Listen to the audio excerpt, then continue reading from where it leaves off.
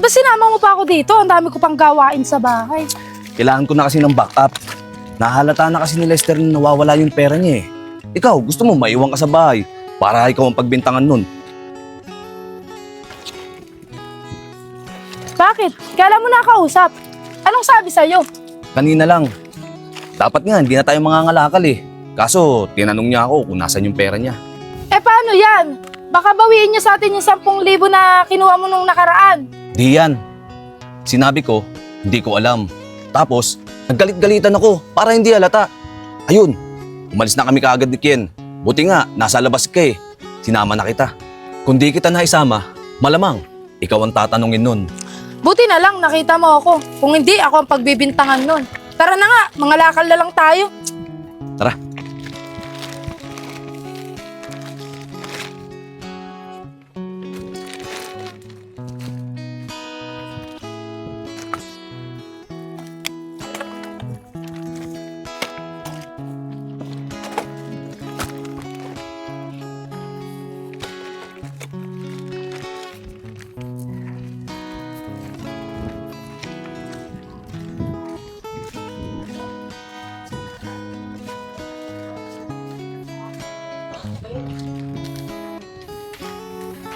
Yun yung lalaki kagabi ah.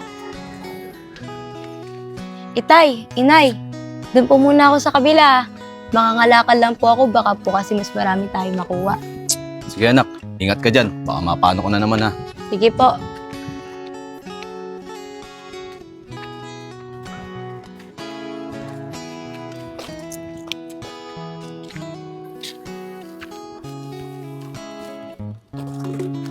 Oo nga pala. Sino nga palang naiwan sa anak nating Zoyin? Sino gaalaga dun?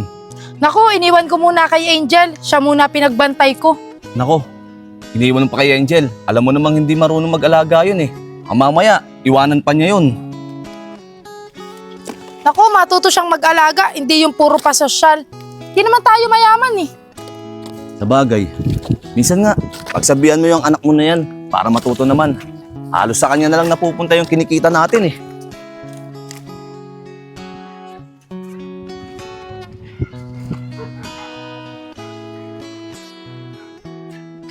Uy, anong ginagawa mo dyan?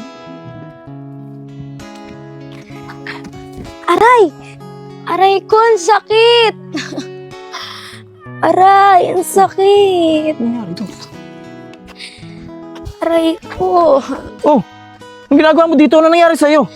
Natapilok ako. Ano, kaya mo ba? Kaya mo tumayo? Hindi nga eh, ang sakit eh. Ano ba yan? Tara na, tulungan kita.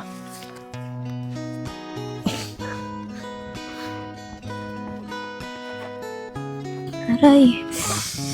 Oh, dito ka muna. Ano ba kasing nangyari sa'yo? Bakit nakaupo ka dun? Puntahan sana kita eh. Kaso, aray ko. Nung papunta na ako sa'yo, natapilok ako. Aray. Aray ko. Ano? Okay ka lang ba? Saan ba masakit? Paano ka makakauwi niyan? Mukhang malayo pa naman yung bahay niyo. Oh, ba't matawa ka?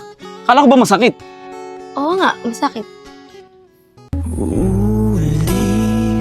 Ulitin ko sa'yo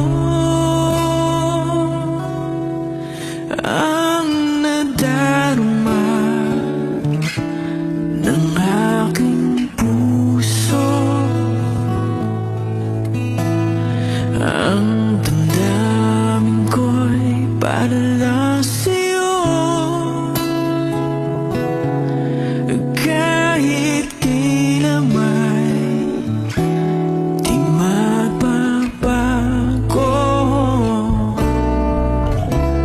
ikaw ang laging hanap-hanap sa gabi't araw.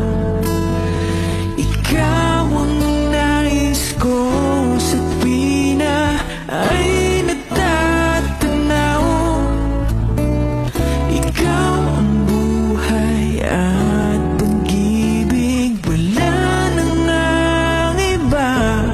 Sa aking puso tunay kang Ganyan ba masakit ang paa? Nakangiti pa. gusto mo ba tulungan na kitang ihatid sa inyo para hindi ka na mahirapan? Okay lang naman. Bakit? Ihatid mo ba ako? Oo naman.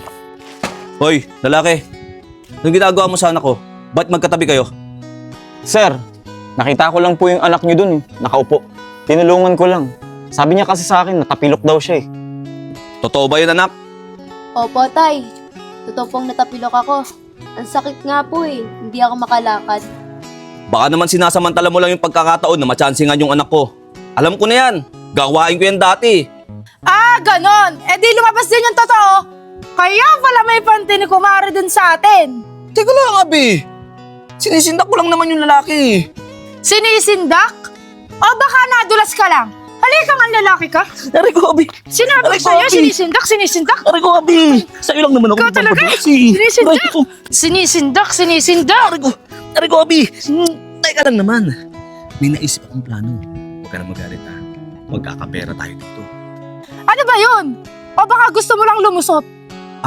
Basta, kakausapin natin yung lalaki. Pagpapanggapin natin na siya yung may-ari ng bahay. Kunwari, pinapalayas tayo para bayaran ni Lester. Oh, di ba? Pera! Ay, ayos ah.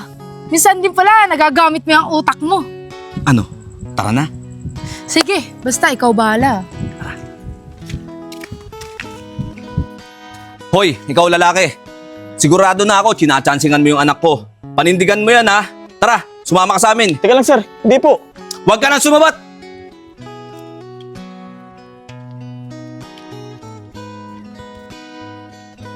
Narinig mo yung sinabi ng itay ko ah. Akayin mo raw ako. Ikaw kasi, may pa-chancing-chancing ka pa nalalaman. Yan tuloy. Anong chinansingan? Tinulungan lang kita eh. Sabi mo natapilok ka. Sige na. Sige ko. Baka bagali sa'yo ang itay ko. Tara na nga. Ano, kaya mo tumayo? Kaya ko. Dahan-dahan lang ah. Ang sakit talaga. Ano, kaya ba lumakad? Buhatin na lang kaya kita. Hindi na, okay lang. Kaya ko.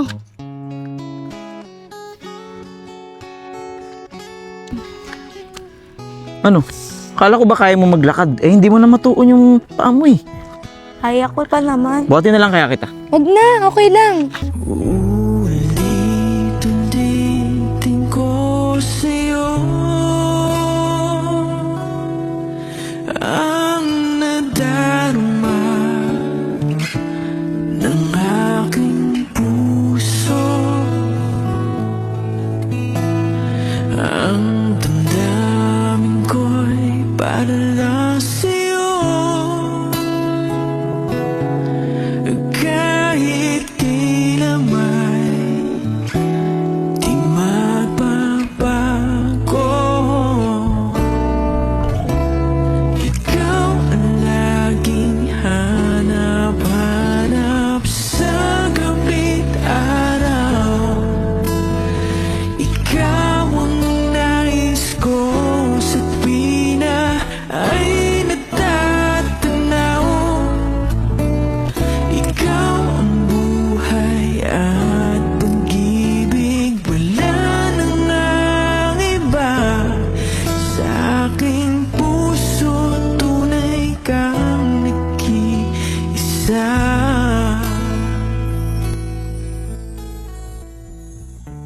Anak, dahan-dahan lang ah.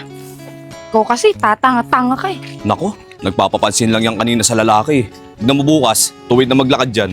Itay naman. Nako, totoo naman eh. Hindi talaga. Angel, anong oras ba umuwi si Naitay? Gabi na, wala pa sila. Andiyan na pala sila. O bakit? May kailangan ka ba? Wala lang po, Itay. Nag-aalala lang kasi ako gabing-gabi na. Kanina lang, galit na galit ka.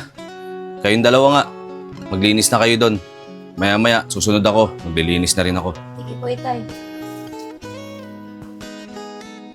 Tay, gusto ko lang po sanang humingi sa'yo ng pasensya sa nagawa ko kanina. Di ko naman po sinasadyang pagtaasan kayo ng boses eh.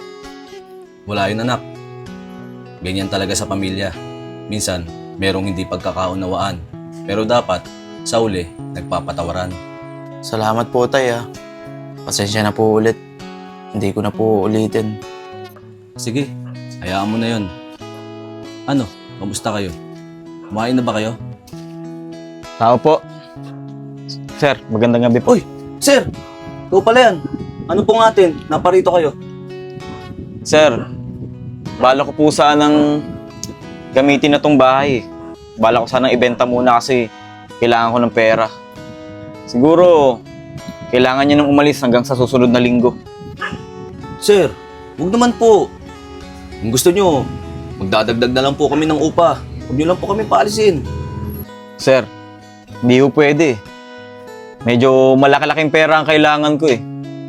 Pero kung gusto niyo pa rin tumira dito, sige, ganito. Kayo na lang ang bumili nitong bahay. Yun eh, kung may pera kayo. Kung wala naman, kailangan nyo talagang lumayas. Pagkalipas ng isang linggo, kailangan lahat ng gamit nyo dito, wala na ha. Sir, mamakawa ko, sir. Wala kaming lilipatan. Wala kaming titiran. May anak pa akong maliit. Wala kaming mga kamag-anak dito. Sige na, sir. Maawa kayo sa amin. Sige na, sir. Pagbigyan nyo na kami. Pasensya ka na sir, hindi talaga pwede. Medyo malaki-laking pera ang kailangan ko. Ang laki ng talo ko sa sabong eh. Itong bahay naman na to, pamana lang sa akin ng lola ko to. Kaya hindi ko naman kailangan. Meron akong sariling malaking bahay. Kaya kayo, di ubrang pakiusap nyo sir.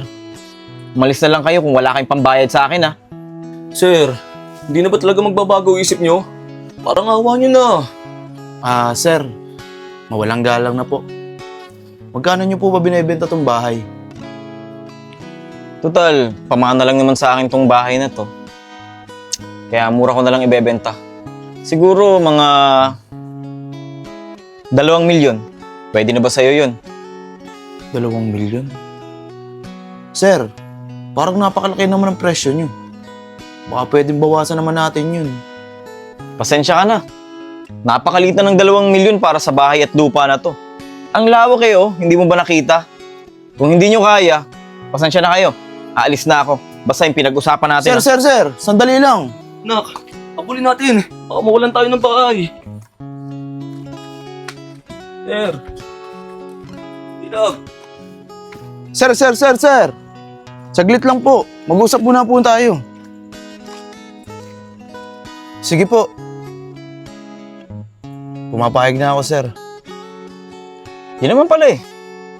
Madali naman palang kausap tong anak mo. Kailan nyo ba planong bayaran? Bukas, sir. Hayaan mo lang ako makapag-withdraw. Bukas na bukas, bumalik kayo, sir. Babayaran kita. Anak, maraming salamat ah. Hindi ako makapaniwala. Atin na yung bahay na to. O sige, bukas. Babalik ako.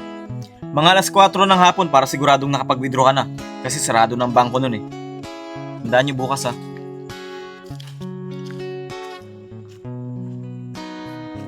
Anak, proud na proud ako sa'yo.